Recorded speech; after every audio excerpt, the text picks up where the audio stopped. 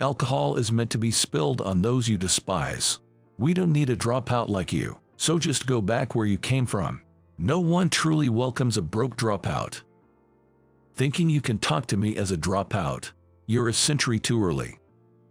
At my welcome party at the head office, the elite manager, called Kevin, said this to me, who had a low level of education. Then, he went as far as to pour beer over my head.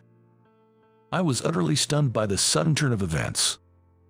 Kevin continued to berate me, but later, during a gathering of all employees called by the CEO, everyone's attention was drawn to the person standing next to the CEO, Mr. Thompson.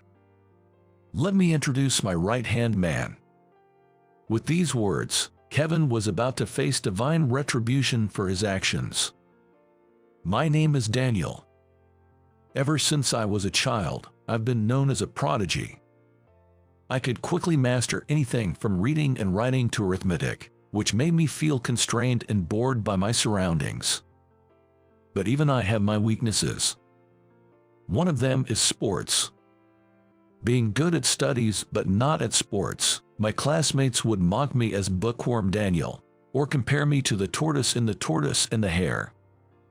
But it was a natural talent I was born with. Yet, I was so good at studying that I was allowed to skip grades in a touring school, and before I knew it, I was studying high school level mathematics. I remember Mr. Carter, the tutor, being taken aback by me.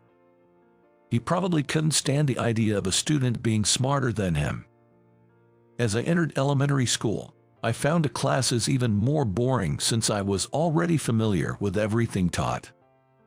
Feeling like I was hearing the same thing over and over, I would audaciously sleep during class, which even got me scolded by my teacher, Mr. Smith. Daniel is such a weirdo. Even when we talk about games, he's not interested because he's such a model student. It feels like he's sneering at me. I don't want anything to do with him. I had no interest in the whispered rumors of my classmates. I couldn't connect with my classmates and would always be reading challenging books at my desk. Often, when I tried to talk about things I was interested in, no one would listen, so I kept my distance from people. Being naturally shy, I gradually closed myself off and eventually stopped going to school altogether. I spent my days studying at home or advancing through grades at the tutoring school. Feeling an emptiness inside, as if something was missing, this continued even as I moved on to middle school. That guy's been a no-show since elementary school. He doesn't talk much, does he? Unable to fit in with my new classmates and not knowing how to, I reluctantly went to middle school for my parents' sake, but eventually, I stopped going altogether. Instead, I started spending my days reading books at the public library. You're here reading every day, aren't you? Aren't you supposed to be at school? I can go because I don't fit in. That must be tough. The library staff, recognizing me as a regular, expressed their concern for me. I was very grateful for that. The librarian, a kind man who listened to me, made me feel comfortable sharing my thoughts without resistance. He would laugh heartily and say, "Well, it's not unusual for young people to go through various things. Just do what you want to do," treating me without judgment and allowing me to frequent the library. Meeting this man at the library was one of the reasons I didn't lose myself completely during my student years. Then one day, as I continued to take refuge in the library, I had a shocking encounter. Drawn to a particular book on design, I became utterly engrossed and fell deeply in love with it. It was the first time I felt such a shock. "Hey, I'm borrowing this book." "Oh, you're quite enthusiastic today. Did you find an amazing book?" "Yes, I did. See you later. Take care on your way home." After borrowing the book from the library, I became so obsessed with reading it at home that I couldn't even eat. Dear Daniel has been reading in his room ever since he got home. He's so engrossed that he can hardly eat his meals. My mom, worried about me staying shut in my room reading books ever since I got home. She mentioned this to my dad, who had just returned from work, and he seemed amused by it, offering a small smile. It's good that he's found something he's passionate about. If you're worried, you could take some sandwiches to Daniel's room later. That sounds like a good idea. If you say so, I'll do just that. With a cheerful mood, Mom headed to the kitchen to start making sandwiches. Despite all the worry I've caused them, my parents never blamed me and always watched over me, which I truly appreciate. With their support, I spent the 3 years of middle school mostly self-studying and dedicating myself to learning about design. At 15, encouraged by my parents, I took the Mensa test. Mensa is an organization for individuals with high IQs, requiring a score within the top 2% of the population for membership. The organization aims to provide a platform for intellectual exchange among its members. My parents thought that for Mensa, I might find friends with whom I could connect, so they encouraged me to take the test. And as expected, I passed on my first try. I was truly grateful to my parents for trying to find a place where I belonged. Among the events organized by Mensa members, such as gaming competitions, quiz contests, and barbecues, which were easy for middle schoolers to participate in, I gradually began to make friends with whom I could engage in conversation. It felt like my closed heart was beginning to open up once again. My name's Alex. Nice to meet you. Among them, I hit it off with Alex, a man in his 20s, who treated me like a brother. Why did you join Mensa? I couldn't fit in at school, so my parents suggested I try Mensa. Then you should be grateful to your parents. Having you here makes things a lot more fun for me. Alex grinned and said that to me. I can't express how happy those words made me feel. Having no siblings of my own, I was thrilled to be treated this way, cherished like a younger brother, and it felt like I was learning about morals from him. Time passed, and after graduating from middle school, I started working at the design company I had always dreamed of. Having had a tough time in both elementary and middle school, nobody around me insisted that I go to high school. My parents said that if I ever wanted to attend high school, I could go to night school or take the GED to eventually go to college. I took advantage of that leniency, but I'm really grateful to be able to prioritize a job I love. Despite my struggles with school, I've always enjoyed being in an environment where everyone is dedicated and striving for excellence in design. I'm a bit lost with this part. Let me see. You see, Daniel, this is how you do it. I see. That was really helpful, thank you. Despite being shy and not used to approaching people, I became able to ask senior employees for advice to learn more about design. Feeling myself blending in with others so naturally, contrary to my past struggles with socializing, filled me with a sense of joy deep inside. Although I was still too shy to show it outwardly, I felt like I had made significant emotional progress. It was after some time of training in the field of design. I had received several offers to transfer to the headquarters, but I turned them all down because I preferred the branch office environment where I could focus solely on design. Moreover, as my design skills sharpened, so did my communication abilities through interactions with other employees, which made the work even more rewarding. Daniel, I'm a bit confused about this part. This is how you should do it. Thank you so much, that was very helpful. Responding to a junior colleague's question, I watched them hurry off with a sense of nostalgia, thinking they reminded me of myself when I first started working here. I was even more motivated to stay involved in this work as long as my juniors relied on me. As if reflecting my intentions, I became well regarded for teaching various skills to junior employees. Gone were the days of solitude I experienced as a student. I now found life enjoyable. Thus, I spent many years immersed in design at the branch office. Then, in the spring when I turned 30, I could no longer refuse the transfer to the headquarters and decided to make the move. Thinking it was time to stop insisting on my own way, I took on this new challenge with a fresh mindset. My name is Daniel. I look forward to working with all of you. Known as a genius designer, I was welcomed by most at the headquarters, marking the beginning of a new chapter in my life. However, that was true for everyone except for one person. Hey, do this for me instead. Oh, yes. Kevin, the elite manager who graduated from a prestigious university and is known for his fast track to success, never even made eye contact with me. Right after I started working at the headquarters, Kevin brusquely handed me some documents and quickly left. The documents required completion by the next day, and it seemed Kevin had intentionally assigned this task to me. Despite being treated this way multiple times, I didn't mind much since I loved my job and considered it part of the work.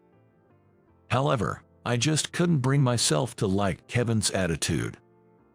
If this had happened during my school days, Kevin's harassment alone would have been enough to break me mentally. But now, stronger than before, I managed to shrug off Kevin's behavior and focus on my work at the headquarters.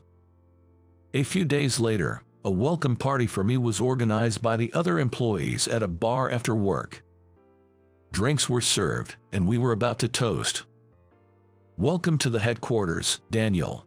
I've heard from the CEO about your positive attitude. We're truly glad to have someone like you on our team.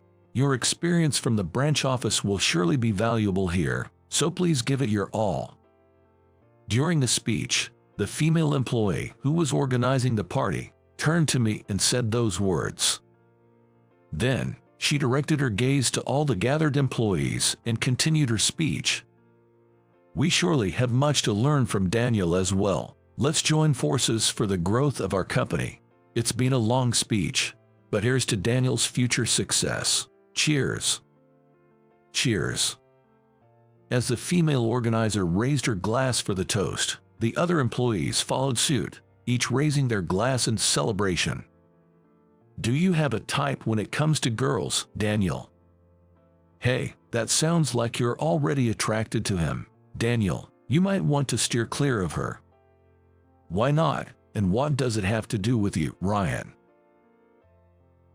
The conversation with my colleagues was lively and enjoyable. Perhaps because of the alcohol, everyone was more talkative than usual. Daniel, are you drinking okay, or are you strong with alcohol?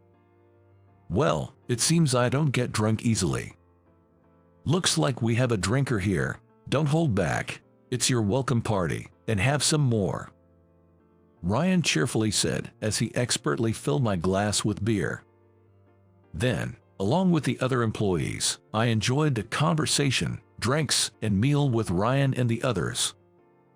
After engaging in conversations with my colleagues, I decided to try and close the gap with Kevin and approached him alone.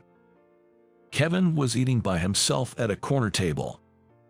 Kevin, thank you for coming to my welcome party. Do you like beer? I can pour you some if you'd like, I said. Kevin, maintaining his usual demeanor, didn't even look at me and said, I don't drink alcohol. But wanting to build a rapport with Kevin, I persisted. Then, I'll take the alcohol away. I'd like to talk with you, if that's okay. He rebuffed me, saying, there's nothing I want to talk about with a dropout like you. But then, something Kevin said caught my attention. How did he know I was a high school dropout? I had never shared such information. Kevin, insistent on not speaking to me because of my educational background, seemed to have looked into my personal history. While I was disappointed by Kevin's unwillingness to talk, I was about to leave when something unexpected happened. Instead, this is what I do with alcohol, Kevin said. Then, picking up a glass filled with beer from nearby, he poured it over my head.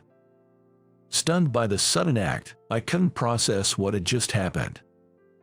Looking at Kevin, he was smirking at me. It appeared he had intentionally poured the drink over me. Alcohol is meant to be poured on those you dislike. We don't need a high school dropout here, so just go back home. No one really welcomes a poor dropout like you. As the beer dripped onto the floor, I was dumbfounded by Kevin's words. Kevin seemed to think I was poor and couldn't afford high school. The other employees, married and drunk, were oblivious to our exchange. As Kevin continued to berate me, I became increasingly aware of his insults and almost shouted back. But I held back. Reacting that way would only ruin the welcome party that everyone had put so much effort into. Deciding to distance myself from Kevin, I silently slipped out of the welcome party and made my way home. Thinking I could just come up with some excuse if anyone asked, I left the bar. "Hey, isn't that Daniel?" I was startled by a familiar voice and turned to see CEO, whom I had met for Mensa and had kindly offered me a job at his company, standing outside the bar. Alex. Actually, the CEO was Alex, whom I met for Mensa. Alex pulled me into his company when I didn't want to go to high school, which is why I am here today. But I was just denied that by Kevin. Remembering what Kevin had just done, I felt downcast. Alex looked alarmed to see me drenched in alcohol. "Is that alcohol? What on earth are you doing pouring alcohol over yourself? What about your welcome party?" "The party is still going on inside. The alcohol, well, I had a little mishap, so I thought I'd go change my shirt. Haha." I inadvertently dodged the question and forced a grin. However, Alex gave me a long, doubtful look. Then he let out a huge sigh. "You're really bad at lying. Would you mind telling me what happened?" This time, he smiled kindly. Moved by his kindness that remained unchanged even after our relationship became that of a boss and an employee, I almost burst into tears. I explained everything to him, who then suggested I head home for the day. The next day, at the company meeting, Alex introduced me to all the employees, saying, "Let me introduce my right-hand man." After that, he explained that the reason he transferred me to the headquarters was to prepare me to take over as CEO. He mentioned that I had superior design skills compared to any other employee, and that my communication skills were also up to par, emphasizing that I was the ideal person to lead the company. Alex himself had become interested in venturing into different industries, so he decided to entrust the company to someone like me. Hearing Alex express these thoughts, I felt something welling up inside me as I listened by his side. "I want everyone to understand this. If anyone has any objections, please speak to me," he said. "I'm in favor." Without missing a beat, Ryan, who I had a deep conversation with at the bar yesterday, raised his hand to speak. Ryan continued speaking without hesitation. "My sister works at the branch office, and she told me how much help she received from Daniel. I had the chance to see firsthand what kind of person Daniel is at the drinking party yesterday. I have no objections." Ryan: Me too. He's been so proactive. It's hard to believe he just transferred here, and it's a bit hard to say, but Daniel was even taking on tasks from others without complaining. I would have complained if it were me, but I admired him for that. It's difficult to say who was making those tasks difficult for him," a female employee said, glancing subtly at someone. Everyone's gaze turned in unison to where she looked. At the focal point of all the gathered glances was Kevin. Realizing what was implied, he gave an awkward cough, trying to deflect the situation. Alex sighed, seemingly disappointed. "It looks like there are no objections then. Let's conclude this discussion. Thank you, everyone, and please continue to support Daniel," he said. "Thank you all for your acceptance. I will continue to do my best, so I ask for your continued support." A round of hearty applause was given to me as I greeted them, and I was deeply moved. I was grateful for the support of my colleagues and Alex's help. Could Daniel and Kevin come to my office now? Yes. After the meeting ended, Kevin and I were called into the CEO's office. I responded clearly, but Kevin appeared somewhat sheepish. It was as if he already knew what Alex was about to say. Seriously, he poured alcohol on Daniel yesterday. It's quite something to do such a thing at a welcome party. Didn't he know that Daniel was an acquaintance of Alex? I heard he made fun of Daniel for not attending high school, but to harass someone known to Alex like that. He probably didn't know. That's why he was able to harass him. He was prejudiced against us based on our education too, so he deserved it. He's definitely getting fired.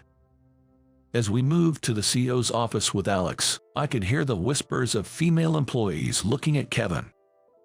Reacting to that, Kevin, sweating profusely, had already turned pale. I've heard about yesterday. You know what I'm talking about, don't you, Kevin? As soon as we arrived in the CEO's office, Alex, with a stern expression, broached the subject. Kevin, turning even paler than pale, immediately apologized, which surprised me with his sudden change of demeanor.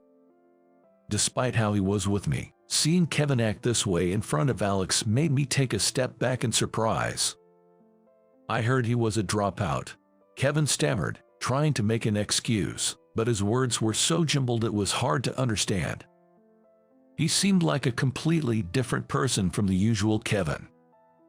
To see Kevin so subdued, I realized how intimidating Alex could be when angry. I had never seen him angry before, even though I knew him, so I was even more surprised. Kevin, I've heard that you've always judged people on their education. What does his not going to college have to do with his job performance? To entrust the company to a dropout. As a Harvard graduate, I could gather more talented individuals and lead the company better than he could. Kevin, having stopped apologizing, stood up as if revived, desperately making his case. He was watching him quietly, and I was speechless at Kevin's unexpected comeback. Moreover, it seems you've heard that I've been harassing him, but there's absolutely no truth to that. My actions were merely an attempt to guide someone who was resting on his laurels. It's preposterous for him to play the victim. So, how about making me the CEO instead of Daniel? Kevin, even at this juncture, insisted on being made CEO. But Ailes, looking at Kevin, let out a huge sigh. Would you still say the same after hearing this? Eh? Then, Alex took something out of his suit. It was a voice recorder. This was placed on an employee who talked to you at Daniel's welcome party the day before yesterday. I was the one who requested it. It was probably after I had left. After I coincidentally met him. At that time, he told me to leave it to him and sent me home. I realized that this must have been the reason. But I wondered what was recorded, and as I did, Kevin's demeanor rapidly worsened. He turned pale as if back to square one. Seeing Kevin's reaction, Alex smirked. From your reaction, it seems you know what you've said, Kevin. No, but that was. Before you make excuses, let's take a moment to reflect on what you've said. Saying this, he turned on the voice recorder and pressed a play button. The first thing that came through was the sound of employees chatting happily. Then, a conversation between Kevin and what seemed to be Ryan could be heard. Kevin, I can find Daniel anywhere, do you know? If it's him, he ran off after I threw alcohol at him. Talking to me is a decade too early for him. What, you threw alcohol at Daniel? Isn't that bad? It was self-defense. He kept trying to talk to me, so I did it. Despite him always dumping his work on me, he still came smiling, which annoyed me even more. Oh, and don't bother telling the CEO I harassed Daniel. No evidence will come out. I'll keep that in mind. The conversation, oblivious to being recorded, showed Kevin talking and Ryan hurriedly leaving. After playing the entire recording made by Ryan, Alex turned off the voice recorder. That's the entirety of what you said at the welcome party. If we get the surveillance footage from the bar, we'll also see you pouring alcohol on Daniel. I'd like to settle this amicably, Kevin, before going to the police. I'm sorry. Kevin, perhaps no longer feeling up to arguing under Alex's intimidating presence, apologized again, seemingly resigned. However, when he sharply reprimanded him with "You're apologizing to the wrong person," Kevin then turned to apologize to me. "I'm sorry, Daniel," he said. Although I wished he had simply apologized from the start without making excuses, I felt somewhat sorry for Kevin and chose not to say anything more. But what Kevin had done was unforgivable. "You claimed you could recruit more talented individuals than Daniel, but I disagree. Would truly talented individuals follow someone who judges others based on their educational background? Is it right for a superior to claim they're providing tough love while actually harassing others? I certainly don't think so. I would resign immediately from any company that harbors such individuals. Daniel has merely endured your harassment." "You're absolutely right. As the CEO, I must take immediate action if I become aware of such harassment. Don't expect to advance in this company if you judge people by their education." Alex spoke these final words with a stern voice to Kevin. Kevin was left with no recourse but to hang his head. Soon after, Kevin was demoted to a regular employee at a regional branch. In fact, Alex was gifted. Being gifted means having innate abilities significantly higher than those of one's peers in certain areas, such as academics, arts, creativity, or language skills. Alex excelled particularly in mathematics and, like me, struggled to fit in during his early years. Despite being smart, he was ostracized by his peers and found classes uninteresting. The design company we have now was actually founded by him during his college years. He said that running the company allowed him to fully express his abilities for the first time, giving him a real sense of purpose. He invited me to his company partly because he saw his younger self in my isolation. "That's why I couldn't just leave you alone. I'm truly sorry for the trouble Kevin caused you." "No, it's not your fault, and please stop. It's not right for a boss to apologize to his subordinate." A few days later, when he came to check on me, who continued to work as usual, and he apologized for Kevin's behavior, I hurriedly stopped him. "Kevin was my subordinate, and he caused you a lot of trouble. Besides, I will not be the CEO anymore. Could you keep in touch with me like before?" Alex said this with a hint of loneliness. As we used to be close friends in Mensa, and it felt like reclaiming that. "I'm counting on you to take good care of the company, Daniel." Alex smiled warmly, reminiscing. I successfully took over the presidency of the design company from Alex. Just as Alex found freedom to express his talents after starting the company, I too remember how meeting Alex made my life more enjoyable, as if it were just yesterday. The happiness of being in an environment where I didn't have to hide my talents and wasn't ostracized gave me a sense of purpose. Being gifted myself, meeting Alex made the world seem more enjoyable. Alex is now setting up a marketing company. Both of us are thriving, fully utilizing our talents. I continued to work as the CEO, occasionally involving myself in design work, and the company's performance was excellent. It was unimaginable in the past, but I now exchange business cards and network with various people at presidents' meetings. The employees also supported me. When Kevin was around, I was greatly indebted to everyone, so I felt even more grateful. And I am thankful not only to Alex, who brought a turning point to my introverted self, but also to Mensa. I occasionally host events for members, offering advice and networking opportunities to those who, like my younger self, face similar challenges. Having talent is great, but I strongly believe in the importance of also cultivating one's character. "This guy's a total fool," an ex-gang member. At the mixer, a former classmate of mine laughed mockingly as he said that about me. Because of him, my high school days were miserable. Even now, he speaks ill of me, boasting about how much better he is. Amidst all this, perhaps you don't know. Huh? One of the promotional models attending the event said that to my former classmate. Although he looked puzzled by her words, she ignored it and smiled at me. Everyone has noticed. Shortly after, when she revealed my true identity, my former classmate was utterly astonished. And thus, the tables were turned between my former classmate and me. I am Cameron. I'm not even close to having a significant other. I'm a single man with almost no experience in romance. Ever since I was a child, I've had a fondness for vehicles like cars and motorcycles. Cameron, what do you want this year? I want a motorcycle. You really do love vehicles, Cameron. For birthdays and Christmas, I always asked for famous vehicle toys.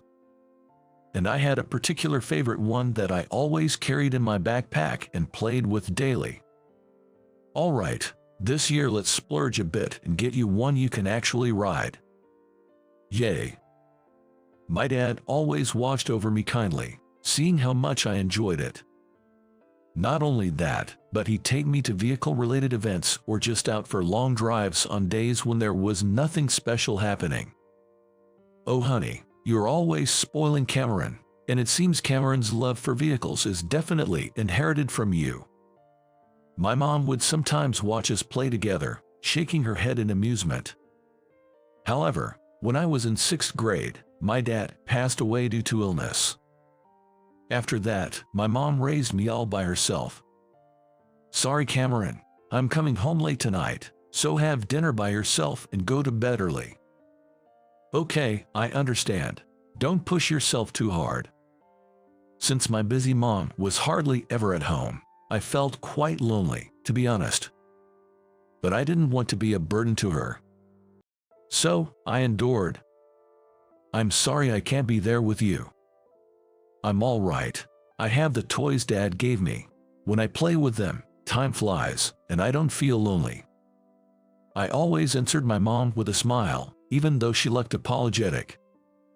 And to help her in any way I could, I took the initiative to do household chores. I'm going to help out at Tyler's shop today. Just leave the dishes at the usual place. I'll take care of them all when I get back. Thank you, Cameron. In addition, I helped with newspaper delivery and assisted at my relative Tyler's shop, doing my best to support our household finances.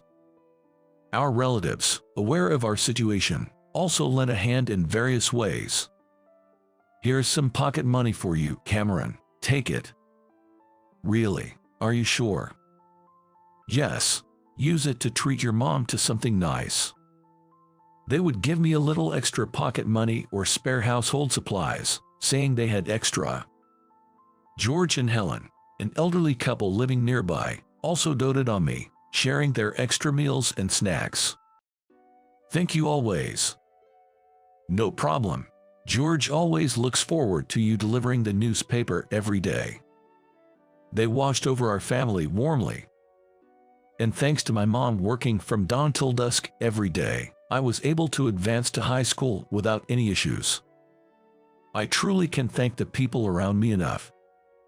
Whenever I express my gratitude, everyone tells me that seeing me grow up healthy and happy is the best repayment. Though I couldn't afford luxuries until middle school, I lived happily every day. Hey, Cameron, there's talk of us all going to see a movie next time. Would you like to go? Sorry, I'm happy you invited me, but I have to go to work. As a high school student, I became even more consumed by part-time jobs. To earn money for living expenses, I didn't join any clubs and sacrifice my hobbies to work. Honestly, I wanted to hang out with friends and experienced youth for club activities. Yet, the image of my mom working hard for me always came to mind. I prioritized work to lighten her burden just a bit. But on my 16th birthday, here you go, it's ready. Jess, I've been looking forward to this all year. Every year on this day, my favorite dish made by my mom, fried chicken, and a homemade cake, would be on the dinner table. The chicken was bought from a discount supermarket, and the strawberries on the cake were small. Yet, for me, it was the ultimate feast. It was when I blew out the candles on the cake. Cameron, take this. Huh? My mom handed me a bank book. It had a considerable amount of money saved. This is all the money you've contributed to the house. I haven't spent a cent of it and saved it all. Use this money to pursue your dream. I don't need it. Use it for the household. That's why I've been working. I tried to refuse in surprise, but my mom wouldn't take it back. Just accept it. I've always felt sorry for making you feel lonely. It's fine. I was okay, as long as it made you smile. You're pursuing your dreams is my greatest happiness. I'd rather see you achieve your dreams and smile. With that, my mom insisted on giving me the bank book. Moved by her words, I ended up crying and accepting the money. After that, I got my motorcycle license to chase my dream. Being able to ride a motorcycle expanded my job options. This led me to work even harder than before. You've been busy lately. Don't overdo it. I shouldn't be hearing that from you. Besides, I enjoy the work so much I can't help it, so I'm fine. My mom looked worried as my work hours increased, but I shrugged it off with a smile. I wasn't lying. Having a new goal of fulfilling my dream gave me more motivation than ever. Plus, riding my bike, the wind blowing past me seemed to carry away all my fatigue. Hey, Cameron, you're done for the day, right? Here, some refreshments. Thank you. One day after work, I was chatting with Alex and Dylan, two of my colleagues, in front of the store. They were seniors who always looked out for me, and I respected them both. It was when I came out of the store that I saw those two, Alex and Dylan, sitting on their bikes and chatting away happily. They came up to me and gave me a drink. Alex and Dylan, both college students, dressed in flashy styles like tattoos and earrings, might look like delinquents at first glance. However, these two are impressive individuals. Despite being college students, they are entrepreneurial college students who run their own apparel brand. That's why I was so engrossed in their stories. Is that Cameron, despite being poor? I didn't realize that my classmate Kevin, who was on his way home from school, was watching me. The next morning, I entered the classroom as usual. Ah, he's here. Isn't that bad?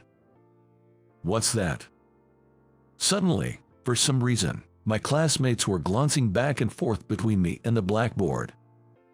And when I looked at the blackboard, there was a photo of me talking to those two college students. Furthermore, it was boldly written, "Scoop. Cameron is a gang member. What's this all about?" I was stunned and muttered to myself, "Cameron hangs out with bad crowds. He's a gangster." Kevin shouted that. I was momentarily taken aback by that, but I quickly retorted, "That's not true. Those people aren't gangsters. This photo is the evidence. Sure, they might look like delinquents, but this alone isn't proof that they are gangsters." No matter how much I tried to explain, Kevin wouldn't listen to me.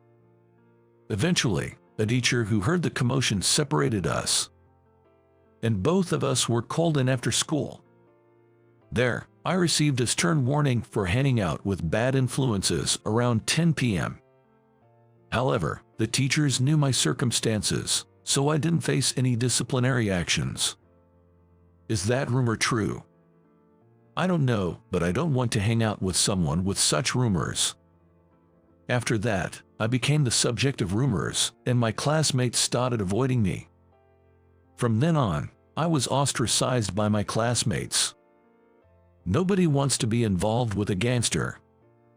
Kevin, who was supposed to be called in as well, started making sarcastic remarks. In such circumstances, I spent most of my time in high school without talking to anyone and graduated. Honestly, I considered dropping out at one point, but for my mother, who worked hard to get me into high school, I wanted to at least graduate. No memories at all.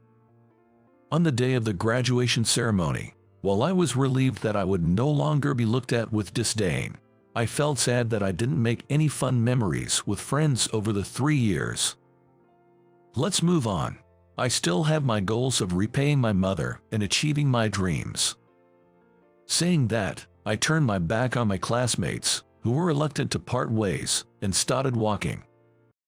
Before I knew it, 10 years had passed since my high school graduation. Thanks to my hard work over these 10 years, my job was going well, and I could finally make my mother comfortable. "Hey, Cameron, are you free this weekend?" "You must be, right?" Suddenly, "What's up, Ryan? Don't make me sound like I have nothing to do, but yeah, I'm free." One day, my work colleague Ryan, in a cheerful mood, approached me.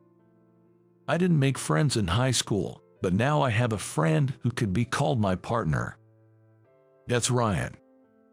He's a bit flashy, but I trust him more than anyone because he's skilled. "Let's go to a mixer next time." "A mixer? No, I'm good."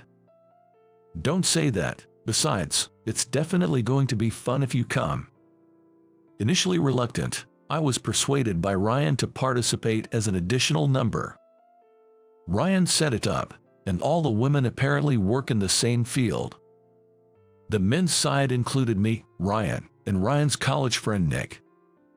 Also, someone Nick knows from work. At that time, I had no idea that person would be the last person I wanted to meet. The place will be full of beautiful women. Ryan didn't tell me much, seeing that I wasn't too enthusiastic about it. As a result, I didn't know what kind of jobs the women were doing until the mixer started. "Hello." When I entered the bar, the women had already arrived and were seated. They started whispering to each other when they saw me. I was puzzled by this one. "Hello, wow, they are all so beautiful." I heard an annoying voice. Turning around, I saw Kevin. "Are you, by any chance, Cameron?" "I knew it, it's you, Kevin." Kevin also seemed to have noticed me and was smirking. Just as I was thinking about leaving, the last member arrived, and I completely lost my chance to leave. After the toast, the self-introductions began. "My name is Kevin. I run an IT company." Kevin greeted confidently. So, Kevin became a CEO. Come to think of it, we haven't known anything about each other since graduating high school. Even though we used to know everything. Hi, I'm Cameron. I work with motorcycles." As I introduced myself, the women seemed excited, as if saying, "I knew it. This guy used to be a gang member and was such a fool that he'd get called out by teachers." Really? Seeing the women's reaction, Kevin started speaking ill of me. This not only surprised the women, but also made Ryan and the others look skeptical. This guy is a fool who used to be in a gang. Kevin continued to mock me, laughing, seemingly oblivious to the atmosphere. Meanwhile, I didn't feel like retorting and just drank my drink in silence. Compared to him, I run a company. Kevin went from insulting me to bragging about how great he was. The women exchanged glances. And then, Kevin. Yes. Do you not know? What? One of the women addressed Kevin. I believe her name was Emily. She had a cute face and a smile like a flower. Kevin looked puzzled at Emily's words. Ignoring Kevin, she turned a beaming smile towards me. We've all noticed. Cameron is the famous motorcycle racer that's all the rage right now, right? Indeed, I am a motorcycle racer known internationally. And the women were promotional models. Sometimes they travel abroad, so it seemed they knew about me. I noticed Cameron as soon as he entered the bar and told everyone. That's why the women knew about my true identity and had been restless from the start. Hearing this, Ryan lightly patted my shoulder. That's what I told you, right? You're gonna be a big hit when you get here. Hearing that made me chuckle involuntarily. Honestly, I thought motorcycle racing was something only a few people were interested in. Indeed, Kevin probably didn't know about me because it's not that big of a deal in the States. Yet, these women knew about me. I felt embarrassed by that fact. I want to hear more about Cameron's story. Me too. I'm interested as well, actually. I've been watching road races in France and wanted to hear more about it. From that point on, the mixer turned into my solo show. Not just the women, but the men were also captivated by the world of motorcycle racing, something they don't usually hear about. Such bike talk, girls probably aren't interested in that, right? Instead, my company is. That's not true at all. Motorcycles have a different kind of appeal from cars. Kevin tried to interrupt and steer the conversation back to himself. However, no one was listening, and all the interest was focused on me. In the end, Kevin was left out of the mixer, silently drinking alone. I observed him while entertaining the others with my stories. His demeanor, having given up on joining in our conversation, reminded me of myself back in high school. Kevin. Later, as I was getting up to go to the restroom, I bumped into Kevin, who was packing his things. I later learned that he was feeling out of place and was about to leave at that moment. "It's all your fault. You made me look like a fool." Kevin was angry the moment he saw me. Come to think of it, Kevin always lashed out at me whenever something unreasonable happened. I would dodge it casually, and we would find various things to do for stress relief. I fondly remembered how we used to play with the same toys when we were kids. You hadn't changed in that aspect. Huh? Getting mad at me whenever something happens. Hey, Kevin, why did you say such things back in high school? Kevin's expression twisted at my words. And then, why do you always get to do what you love? He murmured that. Upon further conversation, it turned out he was jealous of me. We used to be the same in everything when we were kids. Actually, Kevin and I were childhood friends who had been together from kindergarten through high school. Cameron, look, I got one too. Wow, that's awesome. Let's play together. Okay. Kevin loved vehicles, especially motorcycles, and we used to play with toy bikes together. Remembering that, I decided to talk to Kevin. I actually wanted to become a racer too. Kevin said with a self-deprecating laugh. Indeed, he always used to say, "I'm going to be a racer, so you should too, Cameron. We'll become famous racers together." However, his parents told him, "Playing with motorcycle toys won't get you anywhere in life. You can't become one of those rare people. Stop dreaming and study hard to become an IT company CEO," and he was forced to give up his dream. Since then, I've just been walking the path laid out by my parents. And he started focusing on studying as his parents had told him. Gradually, Kevin became busy with lessons, and I started hustling to earn living expenses, and we naturally stopped playing together. I was always jealous of you for chasing your dreams, despite being poor. His words made me reminisce about the past. The time in high school, from when I got my motorcycle license until I was ostracized by my classmates. Did you really get your license? Yeah, I did. This brings me one step closer to my dream. That's amazing. Your dream was to become a motorcycle racer, right? Exactly. My dream is to become a motorcycle racer who competes internationally. I was talking with my classmates about getting my license and my future dreams. What kind of expression did Kevin have at that time? What kind of look was in his eyes as he listened to my story? Sorry, I didn't notice anything. Even though I was aware of your parents being overly controlling, I could have at least listened to you, but I did nothing. It can't be helped. You had your own difficulties. Besides, I'm the one at fault. Hearing what was in Kevin's heart, I decided to forgive his past actions. And so, we made peace with each other. I have a race coming up soon. Really? If you're interested, why don't you come watch the MotoGP, the premier class of road racing? When I invited him, he looked surprised but then nodded. After that, Kevin and I returned to our seats together. Instead of the tense atmosphere from before, we returned in a calm mood, and I could tell that Ryan and the others were relieved. Did you guys make up? Well, yes, but I'm interested in hearing about your experience too. Being a CEO must be tough, right? Yeah, it is. Managing a company is harder than I thought. Let me hear your story later, Cameron. I nodded with a smile at Kevin's words. 6 months later, I was competing in the MotoGP. In the audience were my mother and Kevin, who had come from the States to support me. I had received calls from both of them before the race. Good luck, we're cheering for you. I want to see your brave figure.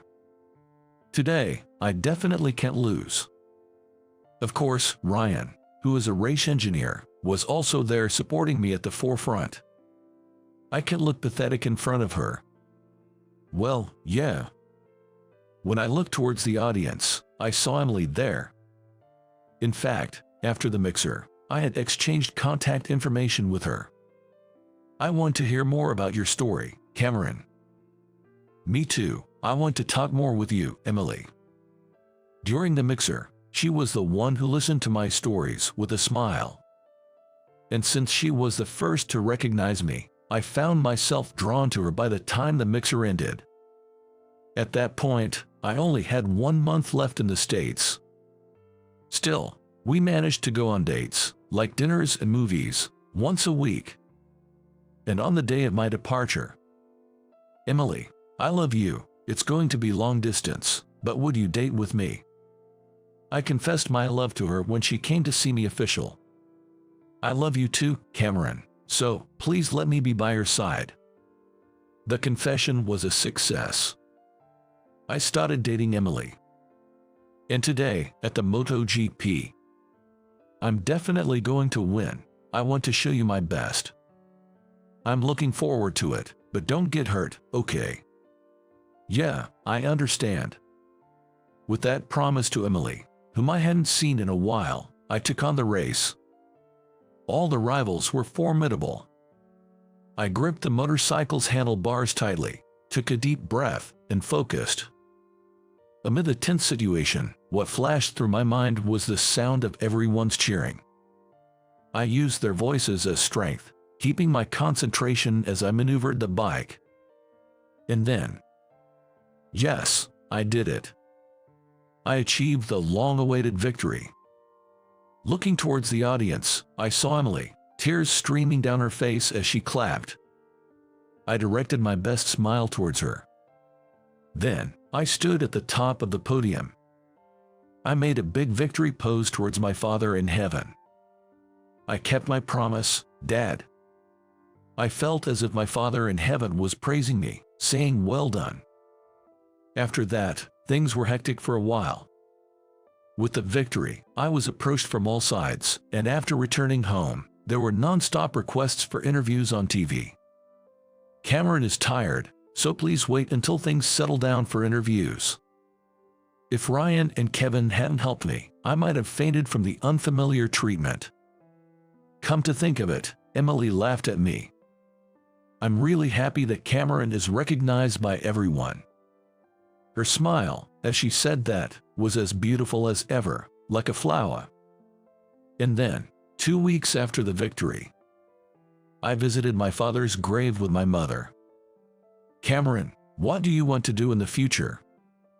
My father, on his sickbed, had asked me that.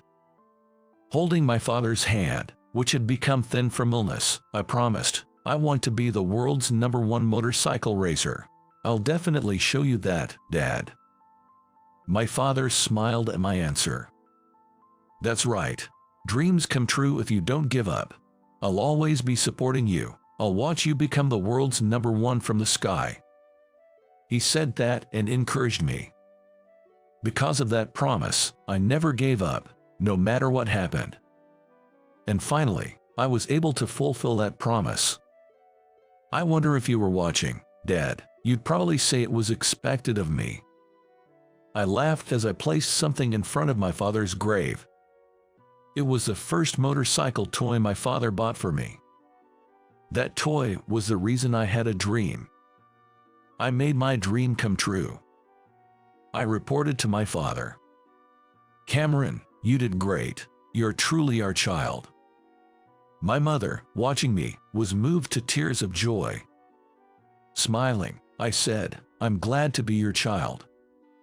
After talking to my father about various things for a while, we left the grave, promising to bring my wife next time. Sorry for taking your time. It's okay. I wanted to have a good talk with you. After that, I took the time to talk with Kevin, just the two of us. First, Kevin sincerely apologized for his past actions. You know, I'm attending a school now. Kevin seemed to have been inspired by my effort and success in pursuing my dream. He decided to take on a challenge himself. While managing his company, he started attending a racing school to fulfill his long-held dream of becoming a motorcycle racer. Didn't your parents object? They did. They told me not to be delusional and to manage the business seriously. It seems that was the first time Kevin directly stood up to his parents. After many discussions, he somehow managed to get their permission.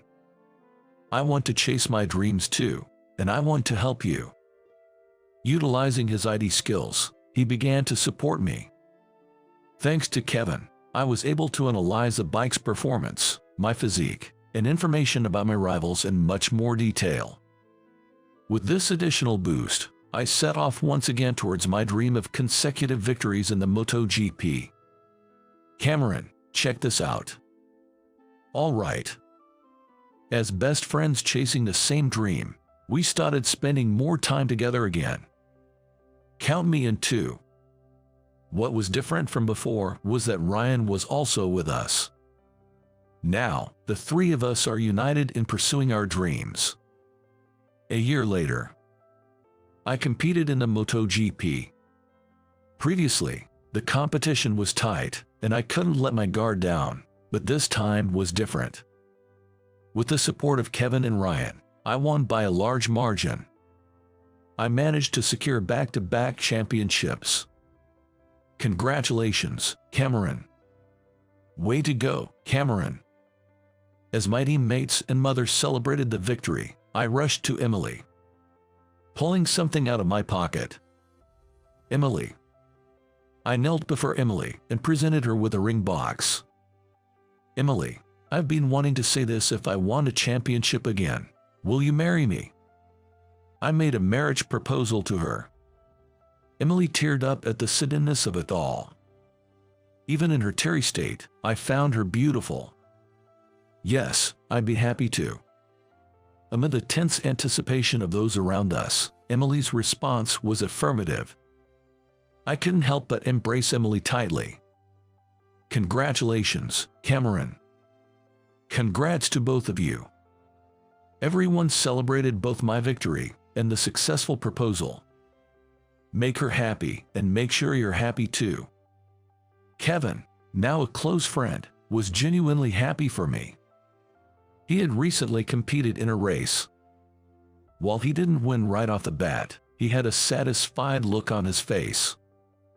2 years later, Emily and I were blessed with a lovely baby boy. When your father passed away, I was only worried about whether I could raise you on my own, but to see you grow up so admirably, fulfill your dreams, and even give me a grandchild, I couldn't be more thankful. You're the best son. My mother, holding her grandson, said this with tears in her eyes. Hearing her words, various memories flashed through my mind. The days I worked hard for my mother, the support she gave me more than anyone else, and how she encouraged me. I'm the one who should be thankful, Mom. You raised me by yourself and supported me, allowing me to chase my dreams. Thank you so much, Mom. I expressed my heartfelt gratitude to my mother. Then, on my son's first Christmas, I quietly placed a toy motorcycle beside my sleeping-sin's pillow. No matter what dreams you choose to pursue, I'll support you. Just like my parents did for me. From my experiences, I'm convinced that dreams do come true if you don't give up. The dream I promised my father, to become the world's #1 motorcycle racer, came true through continuous wishing and effort. Even in the most difficult situations, I learned the importance of never giving up on my dreams. Looking back, maybe it was because of my experiences in high school that I was able to work this hard. During high school, even though I was looked down upon by my classmates, thinking about motorcycles helped me endure the tough times. And those experiences might have been what made me the world's #1 motorcycle racer. I still feel bad about the past. That's why I want to challenge you head-on as a rival this time. Kevin decided to take a step forward and fulfilled his dream of becoming a motorcycle racer. By the way, I met Alex and Dylan just before graduating from high school. Really? They properly told me about you and themselves. It seems they noticed I was looking gloomy while working part-time, and after some digging, they found out about Kevin. They talked a lot and shared their knowledge as entrepreneurs. That's why the IT company is doing well, and they still cooperate, allowing Kevin to balance being both an entrepreneur and a racer. I'm going to meet Alex and Dylan soon. Want to come, Cameron? Of course. I owe a lot to Alex and Dylan too. However, I haven't seen them since graduating high school. I'm looking forward to meeting them again. All right, we need to win the next race and give a good report. Yeah. By making promises with a friend and joining forces, I was able to fulfill the dream of consecutive victories. I believe that anyone can achieve their dreams with strong determination. And I vowed to continue chasing my dreams together with everyone who supports me. You, a poorly educated person, are not worthy of my son. Cut ties and leave the venue immediately. That's right, Michael is an elite. Someone like you has no business being involved with him. I can't believe you didn't even go to high school.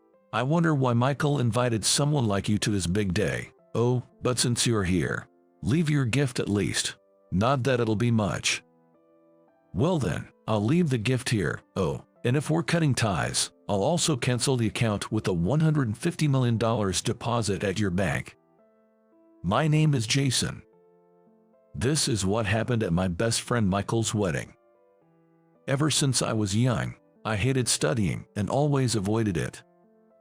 My parents worried about me and tried various methods to spark my interest in learning, like educational drills with anime characters, riddle-like materials, and popular fun classes, but I rejected them all. Being full-time employees, my parents didn't have much time to oversee my studies and were at a loss. Though I was terrible at studying, I diligently did chores at home to help my often absent parents. Since elementary school, doing laundry and cleaning were not only my duties, but also my joy. It was fun to see the room getting cleaner, and being praised by my parents made me feel useful and happy. In middle school, I started cooking as well. Since my days in elementary school, I've been intrigued by cooking, starting with basics like pancakes and soup.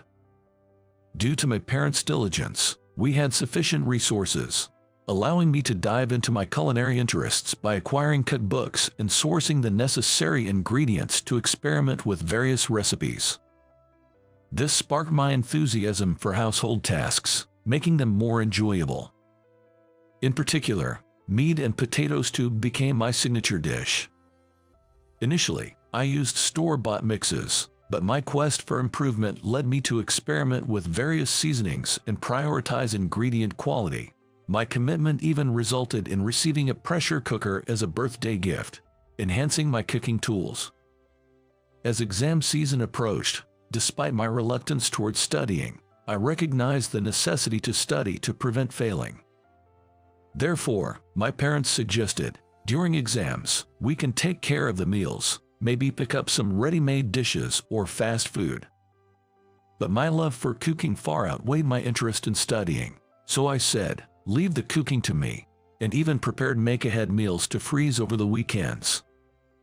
Seeing my dedication, my parents must have realized that academics weren't my strong suit and decided to let me focus on household chores as much as I wanted. Although I detested and struggled with studying, I didn't particularly dislike school itself. Spending time with my best friend, Michael, made my days quite fulfilling. Michael was the eldest son of a family that had a tradition of serving as bank presidents, truly dedicated to his studies. He was the complete opposite of me. Michael was always told by his parents, "You must go to a prestigious university and carry on the family legacy. Therefore, prioritize your studies and choose extracurriculars that don't interfere too much." Despite the expectations placed upon him, Michael consistently excelled in his studies, always achieving the top rank in periodic exams. Even though we were complete opposites, Michael was incredibly kind-hearted. To ensure I had time for cooking at home, he would assist me with my homework during school hours, patiently explaining the solutions to problems I struggled with. Taking this as an opportunity, we started spending more time together, and during one of our lunch breaks, I noticed that Michael was eating fast food every day. When I asked about it, I found out that Michael's family, all working as bankers, were too busy to prepare meals, so he was given a $5 to buy his lunch. However, Michael, not a big eater, found the salty flavors not to his liking and was struggling with it. So, I suggested, "How about I make lunch for you?" Michael hesitated, saying, "Really? But it seems like a lot of trouble." But when I insisted, "Don't worry about it. I already make lunch for my parents as well, so adding one more isn't much of a hassle. It's my way of thanking you for all the help with studying, you know." He agreed. Also, it was decided that the $5 he received for his lunch would be given to me as compensation for the ingredients. Although I initially refused, Michael insisted, and I reluctantly accepted. I enjoyed making lunch every day and watching Michael's reactions as he ate. As I got to know his taste preferences, the lightly seasoned meat and potatoes I prepared were particularly to his liking, receiving high praise. Since dinners at his home were mostly pre-made from the supermarket due to his family's late returns, I occasionally brought over some home-cooked meals to share. I only met Michael's mother once when she happened to come home early. She bombarded me with questions, asking, "Oh, are you Michael's friend? Welcome, since you're his friend. You must be good at studying, right? Which high school are you aiming for?" When I honestly told her that I wasn't good at studying and hadn't thought about high school at all, she seemed displeased and muttered, "Why would he be friends with someone like him?" Seeing her like that, I thought to myself, what a scary lady. Just when Michael chimed in, "I've told you about him before. He's the one who makes lunch for me and sometimes brings dinner. Remember, Jason." Michael's mother then gave me a thorough once-over and said with a smile, "Well, thank you for that. It's indeed important to stay healthy, and I appreciate it. They say teaching also contributes to Michael's growth, so please continue to do so." But her eyes didn't smile, which was frightening. It seemed she knew about the daily lunches I prepared, and she seemed to appreciate that, but the intensity in her demeanor, as if saying, "Don't associate with someone who can't study," and the way she scrutinized me like she was scoring me, made me uncomfortable. I continued to make Michael's lunches until we graduated.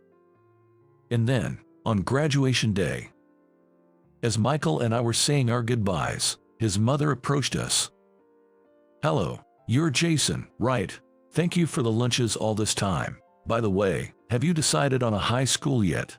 she asked, somewhat condescendingly. I replied, "It was a tough decision, but I've decided not to pursue high school and to start working, even though I'm still inexperienced." Her face instantly turned stern, almost as if she was about to scold me. Feeling intimidated, Michael said, "Jason's future has nothing to do with you, Mom. Hey Jason, they're taking a class photo over there. Let's go." and he pulled me away. Michael went on to attend a top local high school as planned, and initially, under pressure from my parents and teacher, I intended to continue my studies. However, having never taken my studies seriously, I failed even my safety schools and, in a panic, applied to a private high school with a low entry requirement, which I got into. But in my haste, I hadn't researched this school well, and it turned out to be expensive compared to others, with high tuition fees and numerous donations. I didn't want to pay so much just to continue studying, something I hated, so I convinced my parents otherwise. Although they could afford it and suggested it would be better for my future, I had made up my mind not to go. Seeing my determination, my parents gave up. And so, I entered the workforce right after middle school. For 15 years since then, I worked tirelessly. Unlike studying, I found joy in working hard and being useful to someone. It made me happy when customers thanked me, and it was a joy to be praised by my boss saying, "Well done." Even though there was overtime, it didn't feel tough at all.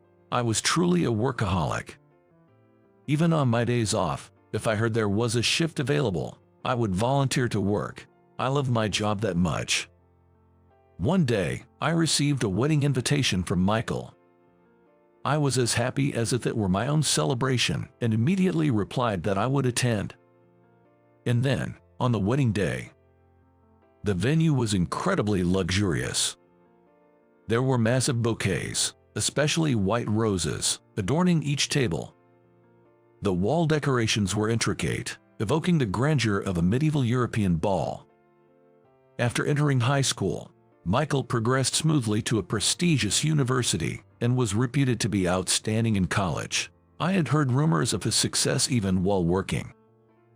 Michael, with his inherent intelligence, made remarkable achievements as a banker and was recognized for his skills, taking over his father's position as the head of a local bank much earlier than planned, with his father becoming the chairman. This luxurious venue must be a testament to Michael's hard work. Speaking of the wedding, I guess Michael's parents will be attending too. I remember back in middle school, when Michael's parents would insist he study constantly, even when he was sick and should have been resting, and I had the impression his mother didn't think highly of me. This is making me a bit uneasy. While I was thinking about this, right as I entered the venue, people who seemed to be Michael's parents noticed me and approached. "Are you Jason, Michael's friend from middle school?" Michael's father asked, somewhat intimidatingly. I hesitated before answering, "Yes." Then they immediately followed up with, "We were surprised to hear you weren't going to high school at the graduation ceremony, but what happened after that?" I responded, "As I've mentioned before, I've been working since graduating from middle school." Then, in unison, the two of them let out a big sigh, saying, "Ha ha ha. You, a poorly educated person, are not worthy of my son. Cut ties and leave the venue immediately." That's right. Michael is an elite among elites. A person like you, who's basically a failure as a person, shouldn't be associating with him. Really, to think you didn't go to high school. I wonder why Michael invited someone like you to such an important occasion. But since you are here, leave your wedding gift. It's not like it's going to be a significant amount anyway. I was at a loss for words at their outrageous remarks. But they were Michael's parents, after all. I didn't want to make a big deal out of it, but feeling a mix of discomfort, I retorted, "Well, if you insist on cutting ties, I suppose that's the only option. Oh, this is your wedding gift. Please accept it. If we're cutting ties, I'll also be canceling the $150 million deposit I have with your bank." But they just laughed, clutching their stomachs, and said, "What? $150 million? What kind of joke is that? You're funny. It's hilarious that you're missing so many screws in your head." That's when Michael arrived. I told him about the treatment I received from his parents and said I was going to leave since I had already paid my respects and didn't want to cause any trouble. "Michael, you really need to choose your friends more carefully. This guy, not only is he a shameful failure, but he's also claiming to cancel a $150 million deposit. A loser and a big liar. It's just too funny. It's so pathetic it's almost pitiable. Hearing this, Michael's face turned pale instantly. Ignoring his parents, he immediately said to me, "Jason, I'm so sorry for making you go through this just for coming to celebrate. I know it's hard to reconsider the deposit thing. My mom and dad will be leaving. Please, I want you to stay at the ceremony. I promise you won't regret it." Seeing how earnest Michael was, I decided to stay for the time being. Of course, I couldn't possibly ask Michael's parents not to attend their own son's wedding, so I said there was no need to send them away. I spent the ceremony trying not to look towards Michael's family seats as much as possible. Initially, I thought I wouldn't be in the mood for celebration because of his parents, but as the ceremony began, I found myself getting emotional at the sight of my friend who had grown into such a fine person. The bride's thoughtful gestures and the way she carried herself made it clear she was a wonderful woman. I sincerely hoped they would be happy. At the end of the ceremony, when Michael began to read a letter to his family, everyone expected an emotional story. "Thank you all for gathering here today. I have something modest to share with my parents." Everyone expected an emotional story to unfold. However, Michael began, "Firstly, I deeply apologize for any discomfort or inconvenience caused by my parents' belief in the supremacy of education and banking careers, which has upset various individuals over the years. Earlier, they insulted my dear friend Jason, calling him an uneducated lowlife and a liar. Jason, I am truly sorry for the extremely rude behavior of my parents.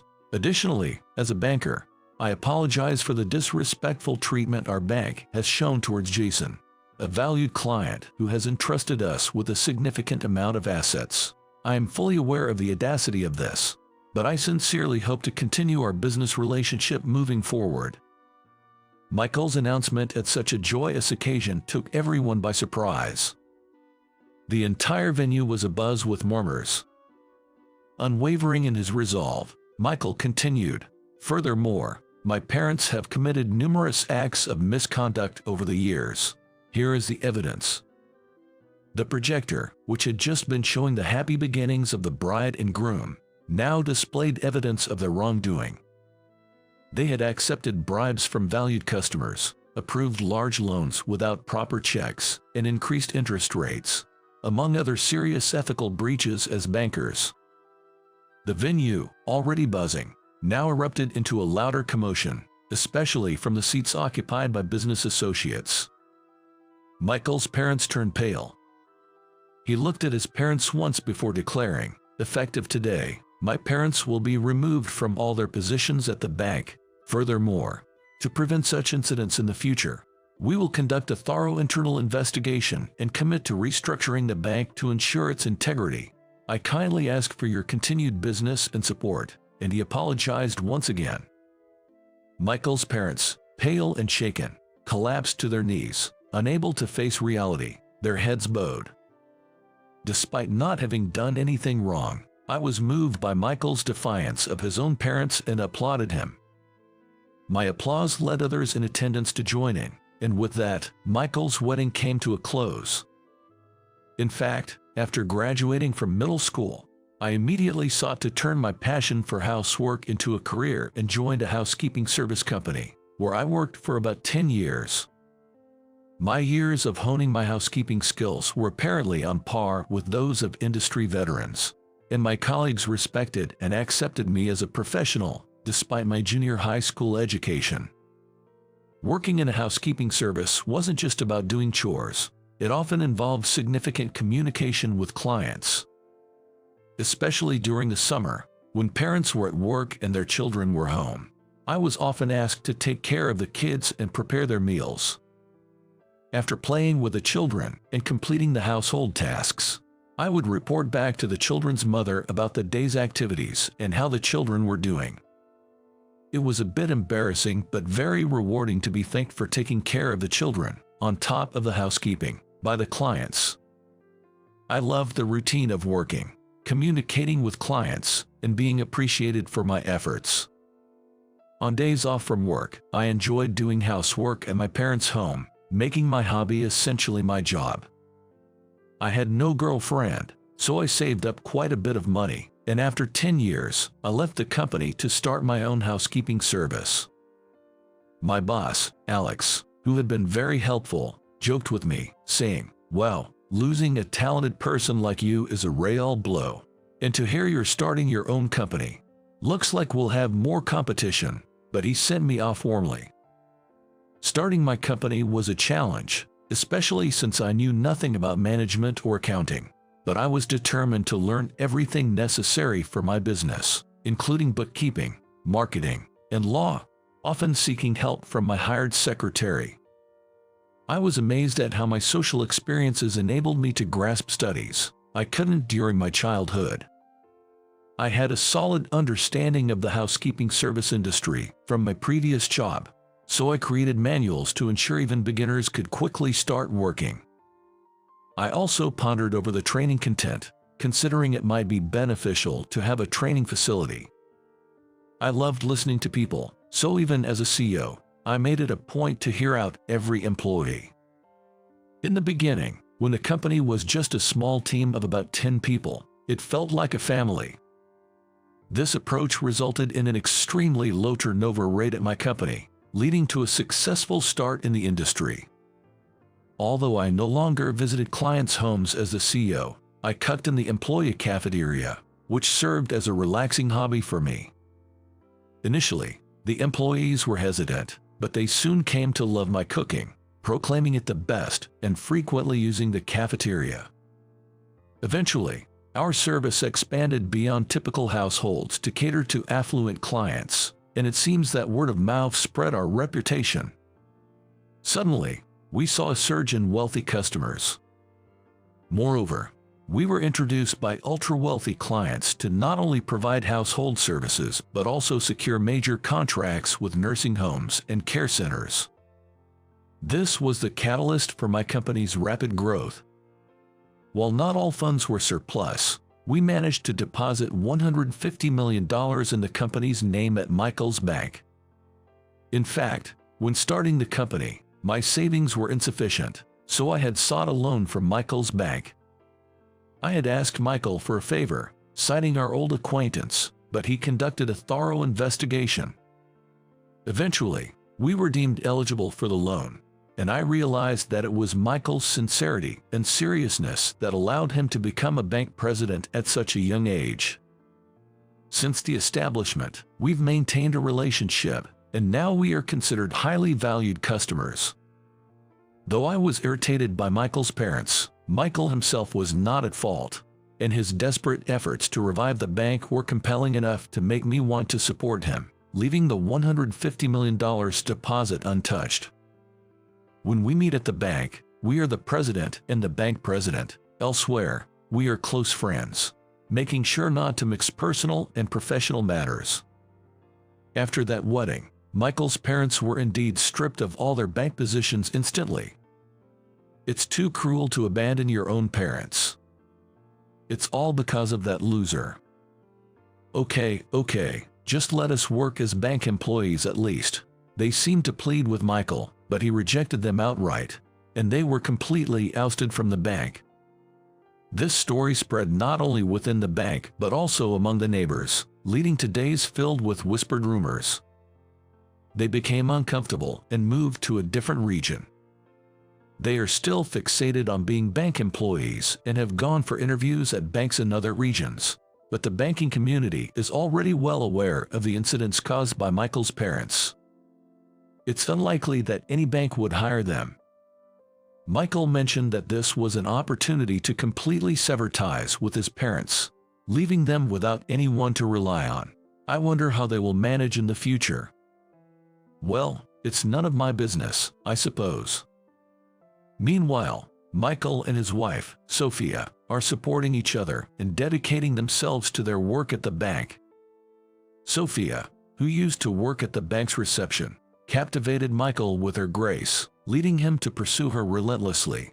Initially, she avoided him due to fear of being involved with the bank president's son, but after a year of persistent effort, they started dating.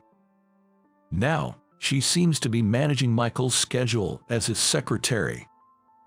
Being very beautiful, she often faces advances from business associates, so Michael keeps a watchful eye.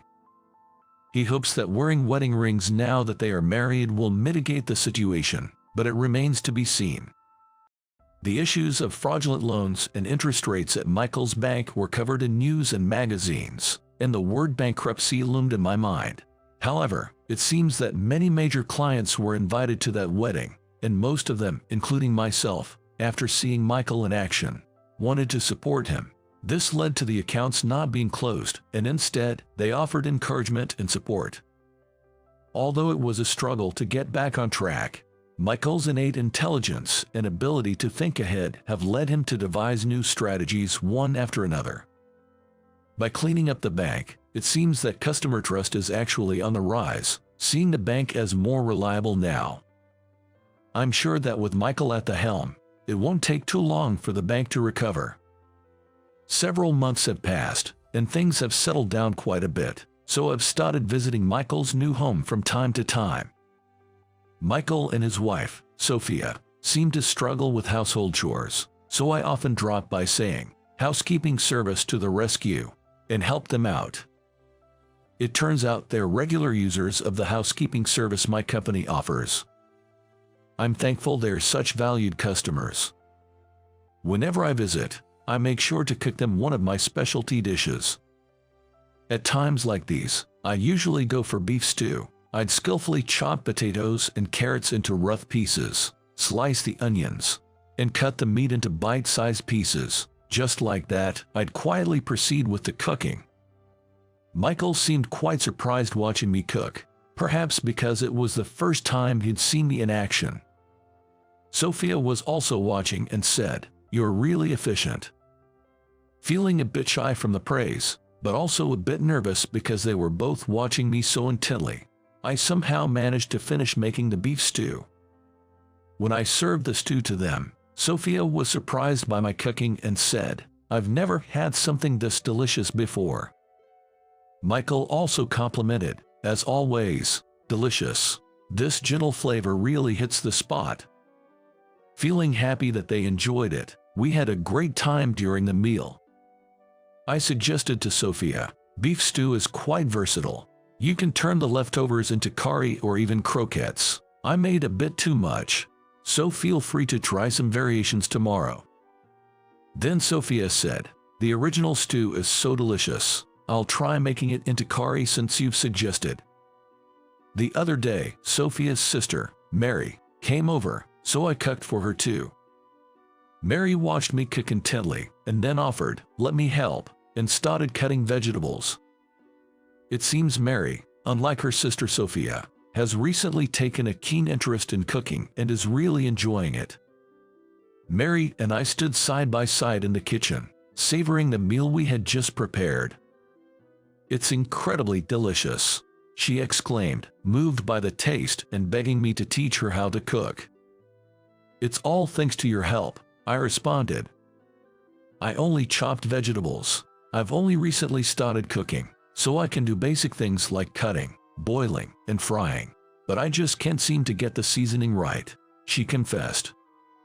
After much persuasion, she ended up coming over to my place to learn cooking. Despite being teased by my employees for my domestic skills, suggesting I'd make a good housewife, I had to remind myself that I am, after all, a man. "May I come over to your house?" Mary asked with puppy dog eyes, making me catch my breath, but I reminded myself it was just for cooking lessons. Catching a glimpse of Mary, I was taken aback by her soft, curled long hair and her glossy pink lips. I caught my breath again, but then scolded myself. What am I thinking? Get a grip. I quickly invited her over to my place and introduced her to the ingredients, seasonings, and cooking tools. Mary was diligently taking notes, and she looked incredibly charming. As I taught her how to cook, she improved rapidly, and a few months later, I would even get unexpected visits from Mary at my house, asking, "I made this at home. Would you like to eat it with me?" We spent our time like friends, or perhaps it was just my one-sided crush, but I eventually gathered the courage to ask her out on a date, and she accepted. It was a bitterly cold winter day. On our way back from the date, with Christmas approaching, the town was lit up with festive lights, and there seemed to be more couples around than usual. Standing in front of a large Christmas tree at the station, I took the plunge and confessed, "Mary, I've really enjoyed the days we've spent cooking together. I want to keep cooking with you, and occasionally, like today, go out on dates. Would you be my girlfriend?" It was a bit embarrassing to confess in front of the holiday lights and passers-by, but Mary blushed slightly and agreed. Since then, we've even had new recipe development dates at home. When a recipe turned out well, we shared it with the employees of the home service company, and it was a big hit with the clients. Our company has grown significantly, now with a considerable number of employees. Recently, we've even received feature requests from TV programs and magazines like Inside the Buzz, a closer look at home concierge services. But the most surprising development came when someone suggested publishing our recipes in a book. An employee had impressed a client with one of our recipes, who turned out to work for a publishing company and proposed turning our recipes into a book. Since the development of these recipes was not only my effort, but also greatly due to Mary, I immediately consulted her. Excited, she agreed, saying, "It's amazing that our recipes could become a book. Please, let's do it." So, we decided to take on the project, and now we're not only working on developing recipes, but also on writing the book. Meanwhile, I've also been secretly looking for the engagement ring. I fantasize that by the time the recipe book is complete, we might share the same last name. In today's world, where even high school graduates face scrutiny, only having a middle school education is quite rare. Indeed, having a higher level of education might make success more attainable. However, I believe that educational background and success in society aren't directly proportional. In fact, without focusing on academic qualifications, I entered the workforce and have now established and managed my own company.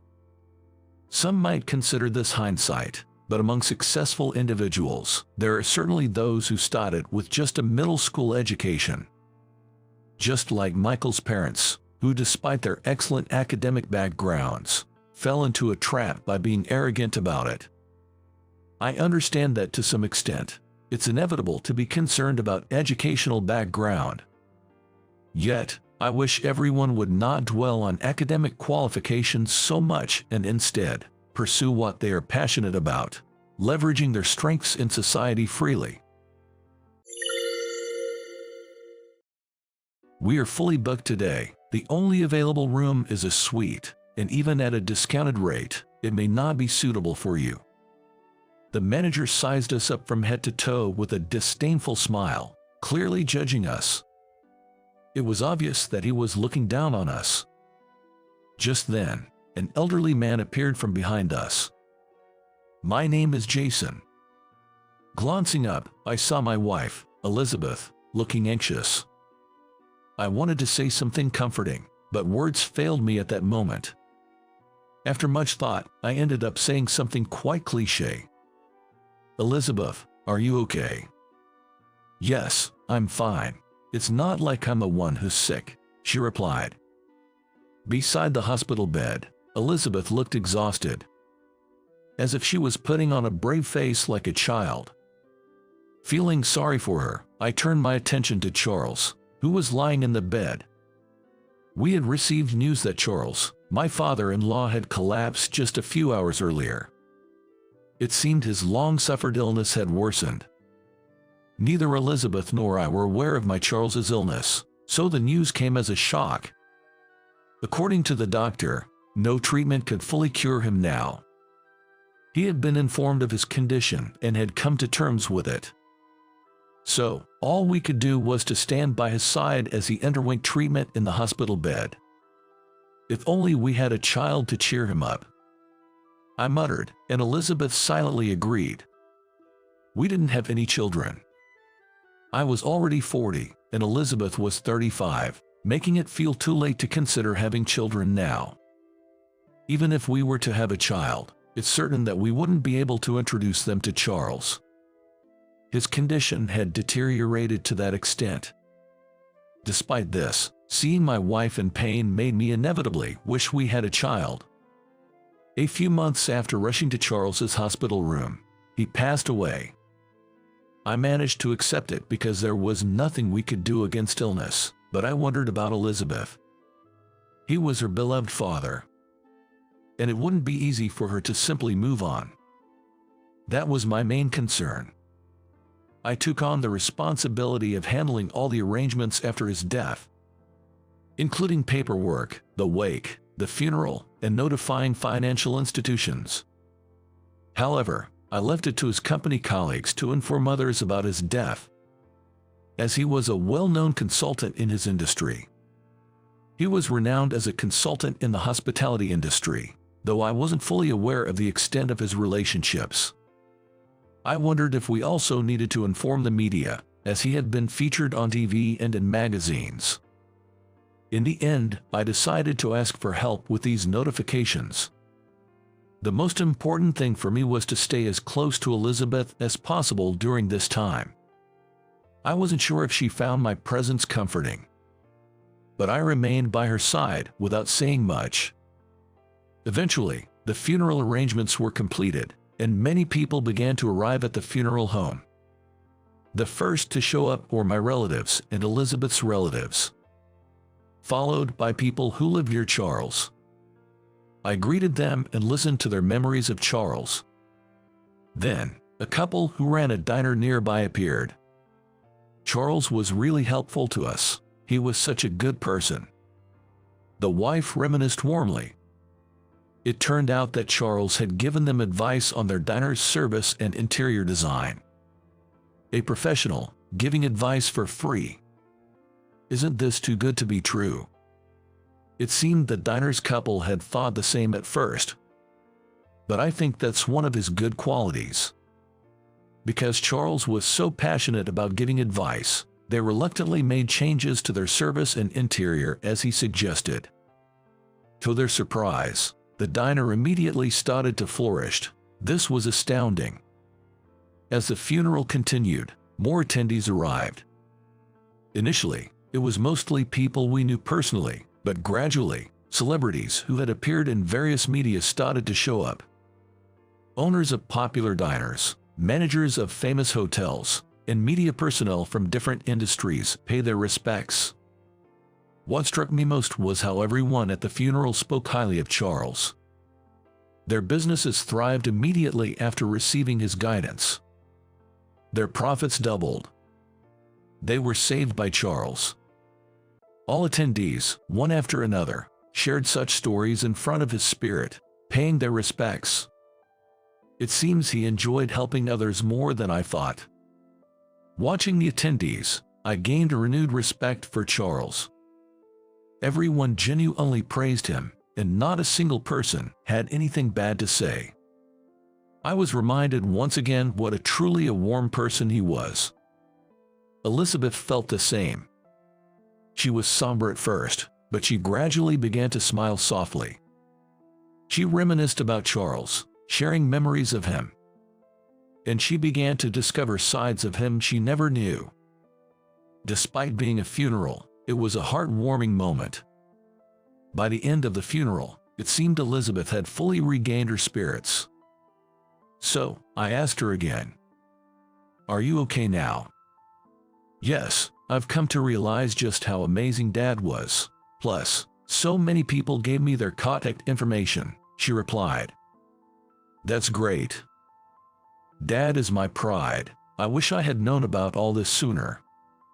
In the end, hundreds of people attended the funeral. Given his media presence, I had expected a large turnout, but the actual number exceeded my expectations. While it was overwhelming, I also felt proud to have such an incredible man as a father-in-law. Though there were unexpected moments, the funeral went smoothly. I was relieved that everything was over without any issues. The biggest gain was that my wife, who had been downcast, now took pride in her father and looked forward. Moreover, she seemed to have made many friends and acquaintances for Charles's funeral. She mentioned people he had helped, giving her their contact information, and now that the funeral was over, she was actually meeting and talking with them.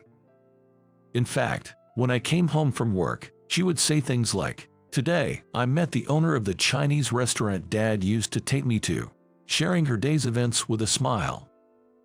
On another day, she happily told me, "I had a phone call with one of Dad's friends," sharing the content of their conversation.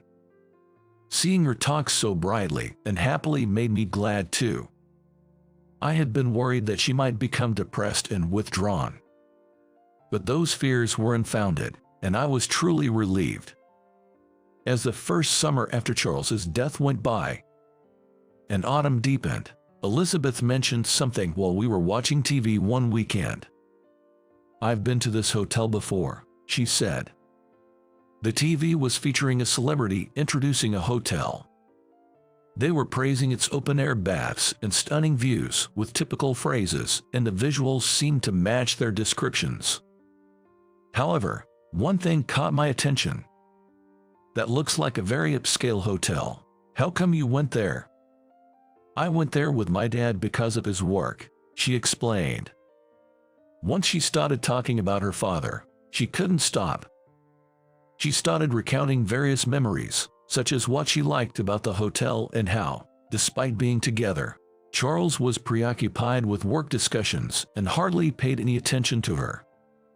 For a while, I just nodded along, engaging in her stories. When there was a pause in her storytelling, I seized the moment to surprise her with a question. "Hey, our anniversary is coming up. How about we go to that hotel?" "Really? I'd love to," she exclaimed. "Jer, it's a place full of memories for you, right? It's perfect." Hearing this, she was ecstatic, jumping around like a child, thrilled by my suggestion. Seeing her so happy made me glad I had brought up the courage to suggest we stay at such a luxury hotel. It brought joy to me as well. Meanwhile, she started looking up the hotel on her phone right away. It seemed some aspects, like the interior, had changed, but there were also parts that remained the same. "We might even meet someone who remembers Dad," she speculated. "I'll leave the booking to you then. That way you can talk to the hotel staff and maybe learn more," I suggested. "All right," she agreed, clapping her hands in excitement and diving back into her research. Since the trip was also for our anniversary, I wanted us to take it easy. However, given the season, there would likely be many tourists coming for the fall foliage. We considered going a bit after the peak season to avoid the crowds, but didn't want to stray too far from our anniversary. We wanted a time when it wasn't too crowded yet still close to our special day. That evening was filled with excitement about the trip. We decided to go on a weekday about a month later. Elizabeth had found that weekends and holidays were already fully booked. She was a bit disappointed, but it worked out better for me. "I'll take some time off work for the trip, so don't worry," I assured her. Then came the day of our anniversary trip. Standing in front of the hotel, I was awestruck by its grandeur, far exceeding my expectations. The hotel's lavish exterior was so grand that anyone would agree it deserved its 5-star rating. The clientele coming and going were clearly of a different caliber from us. I felt embarrassed by my casual attire, not having dressed up for the occasion. Yet, Elizabeth, undaunted, casually remarked, "This is amazing, and it really is wonderful," expressing her admiration without hesitation. Soon, she grabbed my hand, somewhat dragging me to the reception, saying, "Come on, let's go in." The hotel's interior was as impressive as its exterior. The lavish decor and the demeanor of the staff raised my expectations even further. If the entrance is this grand, what will the rooms be like? I wondered, my heart racing with anticipation.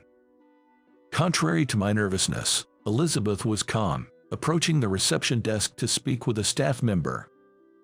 Shortly after, she gestured for me to come over in a panicked manner. Approaching, she exclaimed, "They said we don't have a reservation."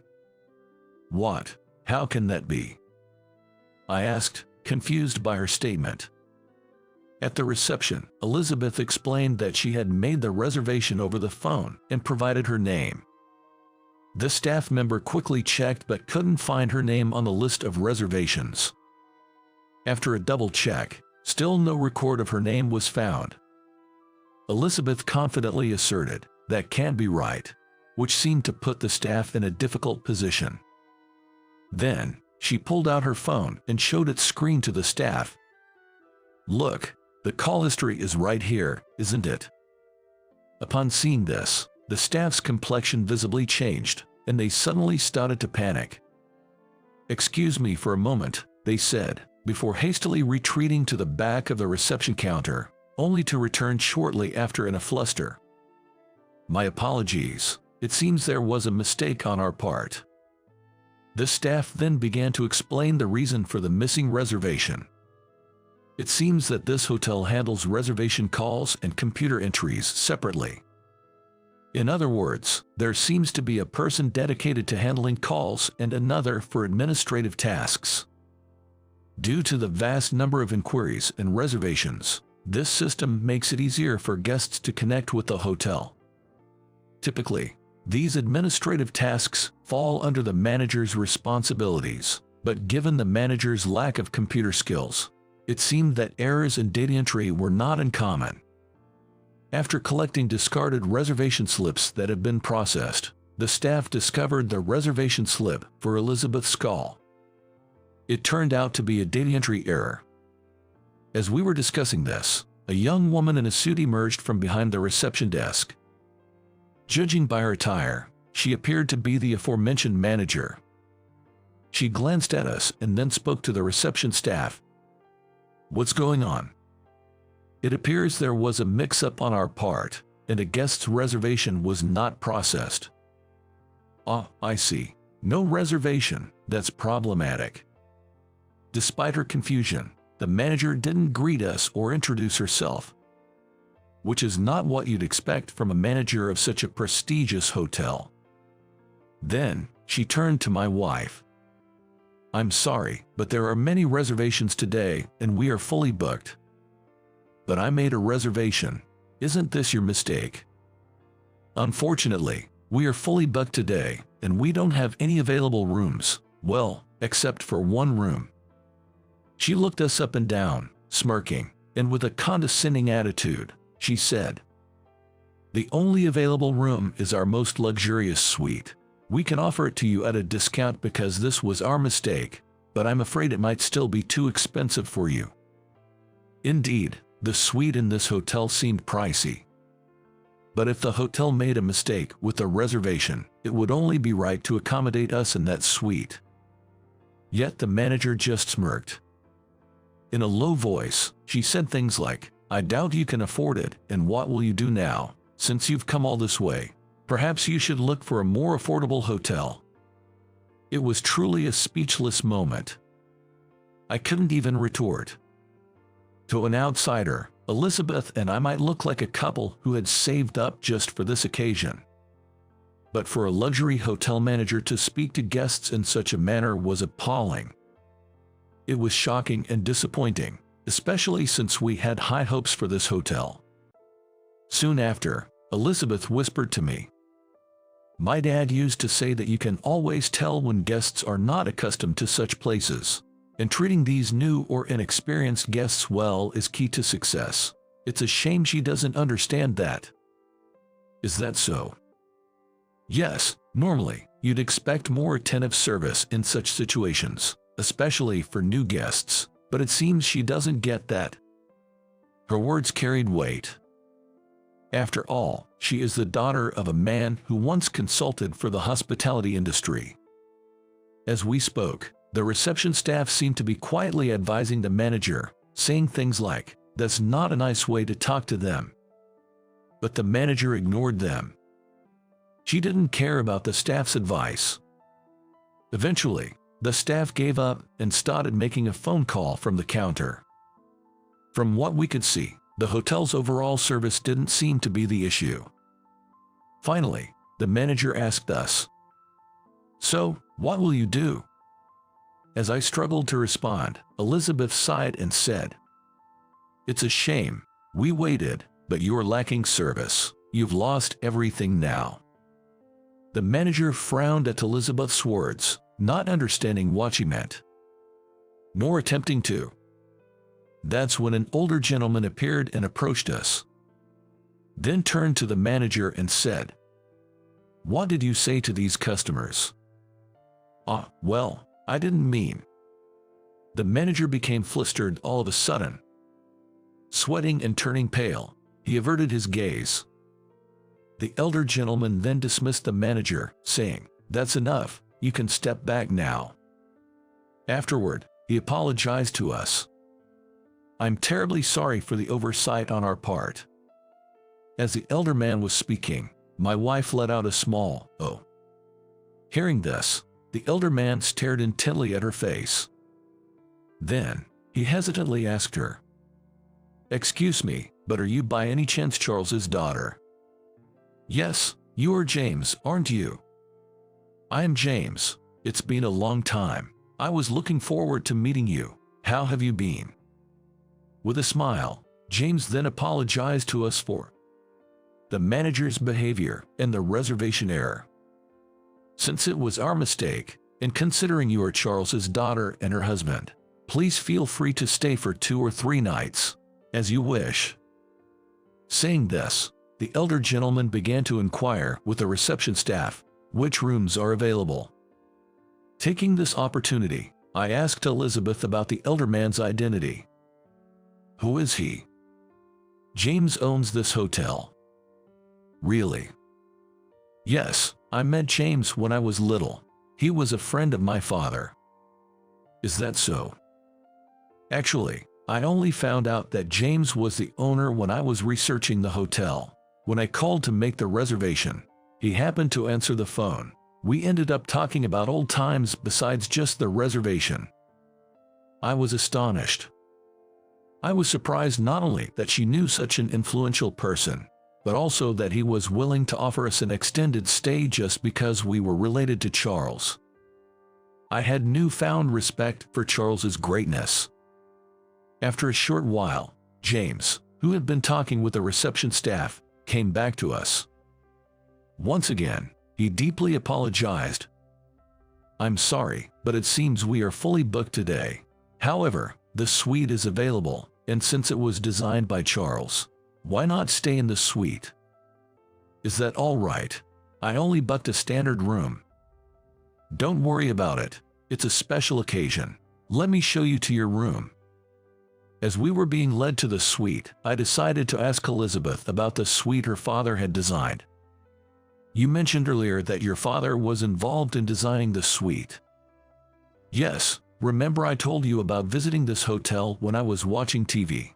When my father was commissioned to design the suite, I came with him."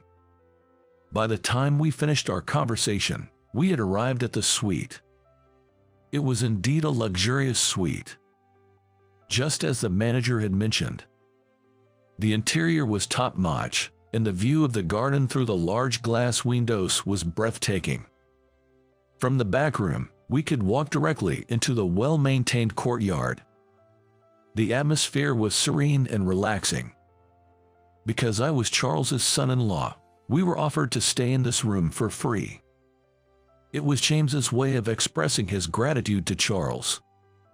Initially, Elizabeth was hesitant, but James insisted, saying it was the least he could do since he couldn't attend a funeral. We thoroughly enjoyed our stay. We took a dip in the open-air bath and strolled through the courtyard. We dined at a buffet-style restaurant and cherished our time together. The manager's rude behavior soon faded from our minds. Before we knew it, it was time to check out. As we were packing up and heading to the reception, James was there waiting for us. "I'd like to have a word with you, if you could please come to the drawing room." We were then led to the drawing room. Shortly after, One of the staff brought us tea. Once the staff member had left the drawing room, James began to speak. "I'm truly sorry for what happened. I never imagined that Charles's daughter would be treated in such a manner." "Please, there's no need to apologize," Elizabeth interjected. James slowly turned to us and began to share the situation in bits and pieces. Originally, James's wife was the general manager of the hotel. However, as she aged and it became physically demanding, they decided to pass on the role to a successor. The new manager was the wife of James's son, initially a staff member at the hotel. Transitioning from a staff position to manager apparently inflated her attitude. Gradually becoming more arrogant, she started treating other staff members and eventually the guests with disdain, leading to frequent complaints. Lately, complaints from the staff were increasing, and James was contemplating taking action. This incident particularly affected him, and he was reprimanded by his son as well. The manager seemed subdued, starting from scratch with her managerial training. She's now working behind the scenes, doing the same tasks as new employees and voluntarily cleaning. I felt a bit sorry for her as the son's wife, but hearing that she might be reflecting on her actions was somewhat comforting. Anyways, putting that aside, I truly regret not attending Charles's funeral. It was our busy season. James expressed. "It's okay. I can see how much you remember and care for my father." Elizabeth replied with a smile. She shared that her father and James became acquainted during a period similar to this one, when customer service was being neglected. Despite decreasing patronage, James was the only one concerned about the declining service standards. Upon learning that Charles was a consultant, James immediately sought his advice. From him, James learned the very basics of customer service and passed this knowledge to all staff, which eventually helped regain the hotel's reputation as a luxury establishment. In the end, James apologized to us repeatedly until we left. He also kept saying thank you over and over again. Elizabeth must feel a deep sense of loss for her beloved father's early departure. It's evident from her tears whenever his story is told. But even in his absence, his legacy lives on through those who cherish his principles, spreading his influence far and wide. This brought joy to Elizabeth. A year later, during a visit to Charles's grave, I silently watched Elizabeth. Being with her, I feel such happiness. Perhaps it's because she is your daughter, inheriting your way of life. I reflected on my days with Elizabeth, sharing these thoughts with Charles.